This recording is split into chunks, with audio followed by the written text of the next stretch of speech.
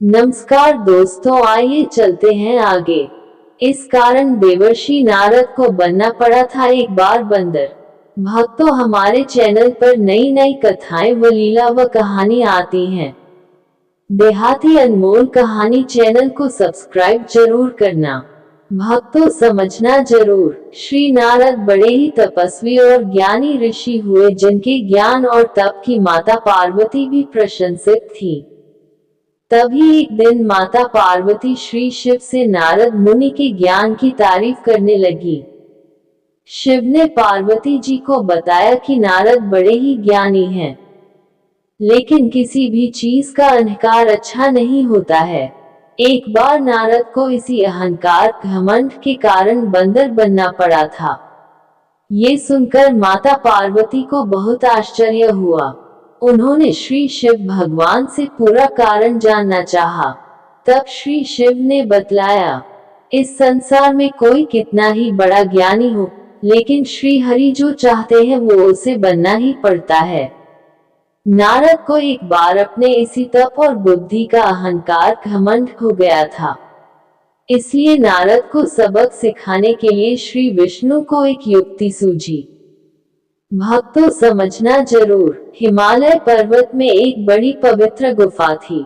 उस गुफा के निकट ही गंगा जी बहती थी। वह परम पवित्र गुफा नारद जी को अत्यंत सुहावनी लगी। वहां पर के पर्वत, नदी और वन को देखकर उनके हृदय में श्री हरि विष्णु की भक्ति अत्यंत बलवती हो उठी और वे वहीं बैठकर तपस्या में लीन हो गए। नारद मुनि की इस तपस्या से देवराज इंद्र भयभीत हो गए कि कहीं देवर्षि नारद अपने तप के बल से उनका स्वर्ग नहीं छीन ले। इंद्र ने नारद की तपस्या भंग करने के लिए कामदेव को उनके पास भेज दिया। वहां पहुंचकर कामदेव ने अपनी माया से वसंत ऋतु को उत्पन्न कर दिया। पेड़ और पत्ते पर रंग बिरंगे फूल खिल गए, कोयले कूदने लगी और भौरे गुंजार करने लगे। कामाग्नि को भड़काने वाली शीतल, मंद, सुगंध सुहावनी हवा चलने लगी। रंभा आदि अप्सराएं नाचने लगी। भक्तों, समझना जरूर, किंतु कामदेव की किसी भी माया का नारद मुनि पर कुछ भी प्रभाव नहीं पड़ा। तब कामदेव को डर सताने लगा कि कहीं नारद मुझे शाप न दे दे। इसलिए उन्होंने श्री नारद से क्षमा मांगी। नारद मुनि को थोड़ा भी क्रोध नहीं आया और उन्होंने कामदेव को क्षमा कर दिया। कामदेव वापस अपने लोक में चले गए। कामदेव के चले जाने पर नारद मुनि के मन में अहंकार घमंड हो गया कि मैंने कामदेव को जीत लिया। वहां से वे शिव जी के पास चले गए और उन्हें अपने कामदेव को हारने का हाल कह सुनाया। भगवान शिव समझ गए कि नारद को अहंकार हो गया है। शंकर जी ने सोचा कि यदि इनके अहंकार की बात विष्णु जी जान गए तो नारद के लिए अच्छा नहीं होगा। इसलिए उन्होंने नारद से कहा कि तुमने जो बात मुझे बताई है उसे श्री हरि को मत बताना। भक्तों, समझना जरूर, नारद जी को शिव जी की यह बात अच्छी नहीं लगी।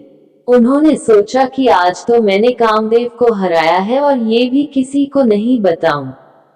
नारद जी क्षीरसागर पहुंचे गए और शिव जी के मना करने के बाद भी सारी कथा उन्हें सुना दी। भगवान विष्णु समझ गए कि आज तो नारद को अहंकार घमंड ने घेर लिया है। अपने भक्त के अहंकार को वे सह नहीं पाते, इसलिए उन्होंने अपने मन में सोचा कि मैं ऐसा उपाय करूंगा कि नारद का घमंड भी दूर हो जाए और मेरी लीला भी चलती रहे।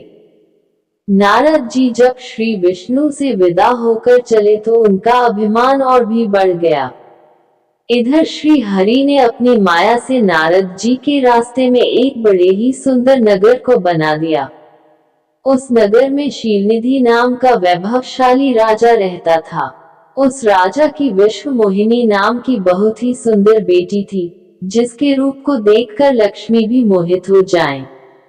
विश्व मोहिनी स्वयंवर करना चाहती थी, इसलिए कई राजा उस नगर में आए हुए थे।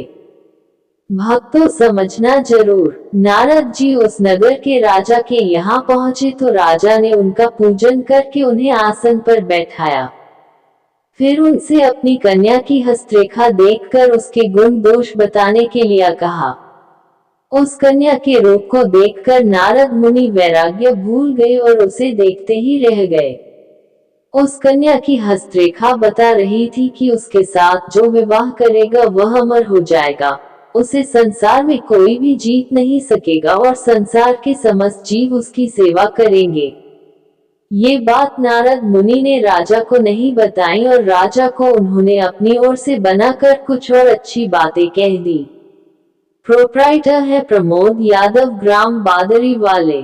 भक्तों समझना जरूर। अब नारद जी ने सोचा कि कुछ ऐसा उपाय करना चाहिए कि यह कन्या मुझसे ही विवाह करे। ऐसा सोचकर नारद जी ने श्री हरि को याद किया और भगवान विष्णु उनके सामने प्रकट हो गए।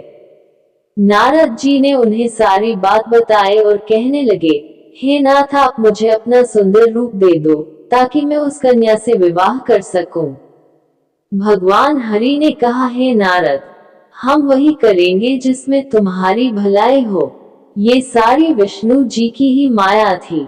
विष्णु जी ने अपनी माया से नारद जी को बंदर का रूप दे दिया। नारद जी को ये बात समझ में नहीं आई। वो समझे कि मैं बहुत सुंदर लग रहा हूँ। वहां पर छिपे हुए शिव जी के दो गणों ने भी इस घटना को देख लिया। भक्तों समझना जरूर। ऋषिराज नारद तत्काल विश्व मोहिनी के स्वयंवर में पहुंच गए और साथ ही शिव जी के वे दोनों गण भी ब्राह्मण का रूप बनाकर वहां पहुंच गए। वे दोनों गण नारद जी को सुनाकर कहने लगे कि भगवान ने इन्हें इतना सुंदर रूप दिया है कि राजकुमारी सिर्फ इन पर ही रीझेगी। उनकी बातों से नारद जी मन ही मन बहुत खुश हुए। स्वयं भगवान विष्णु भी उस स्वयंवर में एक राजा का रूप धारण कर आ गए। विश्व मोहिनी ने कुरूप नारद की तरफ देखा भी नहीं और राजा रूपी विष्णु के गले में वरमाला डाल दी। मोह के कारण नारद मुनि की बुद्धि नष्ट हो गई थी। राजकुमारी द्वारा अन्य राजा को वरमाला डालते देख वे परेशान हो उठे। उसी समय शिव जी के गणों ने ताना कसते हुए नारद जी से कहा, जरा दर्पण में अपना मुंह तो देखिए। मुनि ने जल में झांक कर अपना मुंह देखा और अपनी कुरूपता देखकर गुस्सा हो उठे। गुस्से में आकर उन्होंने शिव जी के उन दोनों गणों को राक्षस हो जाने का शाप दे दिया। उन दोनों को शाप देने के बाद जब मुनि ने एक बार फिर से जल में अपना मुंह देखा तो उन्हें अपना असली रूप फिर से मिल चुका था। भक्तों समझना जरूर। नारद जी को अपना असली रूप वापस मिल गया था, लेकिन भगवान विष्णु पर उन्हें बहुत गुस्सा आ रहा था, क्योंकि विष्णु के कारण ही उनकी बहुत ही हंसी हुई थी। वे उसी समय विष्णु जी से मिलने के लिए चल पड़े। रास्ते में ही उनकी मुलाकात विष्णु जी, जिनके साथ लक्ष्मी जी और विश्व मोहिनी भी थी, से हो गई। भक्तों समझना जरूर। उन्हें देखते ही नारद जी ने कहा, आप दूसरों की खुशियां देख ही नहीं सकते। आपके भीतर तो ईर्ष्या और कपट ही भरा हुआ है। समुद्र मंथन के समय आपने श्री शिव को बावला बनाकर विष और राक्षसों को मदिरा पिला दिया और स्वयं लक्ष्मी जी और कौस्तुभ मणि को ले लिया। आप बड़े धोखेबाज और मतलबी हो, हमेशा कपट का व्यवहार करते हो। हमारे साथ जो किया है उसका फल जरूर पाओगे। आपने मनुष्य रूप धारण करके विश्व मोहिनी को प्राप्त किया है, इसलिए मैं आपको शाप देता हूँ कि आपको मनुष्य जन्म लेना पड़ेगा। आपने हमें स्त्री से दूर किया है, इसलिए आपको भी स्त्री से दूरी का दुख सहना पड़ेगा और आपने मुझको बंदर का रूप दिया, इसलिए आपको बंदरों से ही मदद लेना पड़े। नारद के शाप को श्री विष्णु ने पूरी तरह स्वीकार कर लिया और उन पर से अपनी माया को हटा लिया। माया के हट जाने से अपने द्वारा दिए शाप को याद करके नारद जी को बहुत दुख हुआ, किंतु दिया गया शाप वापस नहीं हो सकता था। इसीलिए श्री विष्णु को श्री राम के रूप में मनुष्य बनकर अवतरित होना पड़ा। भक्तों समझना जरूर, शिव जी के उन दोनों गणों ने जब देखा कि नारद अब माया से मुक्त हो चुके हैं तो उन्होंने नारद जी के पास आकर और उनके चरणों में गिरकर कहा, हे मुनिराज, हम दोनों शिव जी के गण हैं। हमने बहुत बड़ा अपराध किया है जिसके कारण हमें आपसे शाप मिल चुका है। अब हमें अपने शाप से मुक्त करने की कृपा करें। भक्तों समझना जरूर, नारद जी बोले, मेरा शाप झूठा नहीं हो सकता, इसलिए तुम दोनों रावण और कुंभकर्ण के रूप में महान ऐश्वर्यशाली बलवान तथा तेजवान राक्षस बनोगे और अपनी भुजाओं के बल से पूरे विश्व पर विजय प्राप्त करोगे। उसी समय भगवान विष्णु राम के रूप में मनुष्य शरीर धारण करेंगे। युद्ध में तुम दोनों उनके हाथों से मारे जाओगे और तुम्हारी मुक्ति हो जाएगी। इस कथा में अगर कोई गलती हो तो माफ करना। फिर मिलेंगे अगली कथा में। जय श्री राधे कृष्णा। जय श्री राम।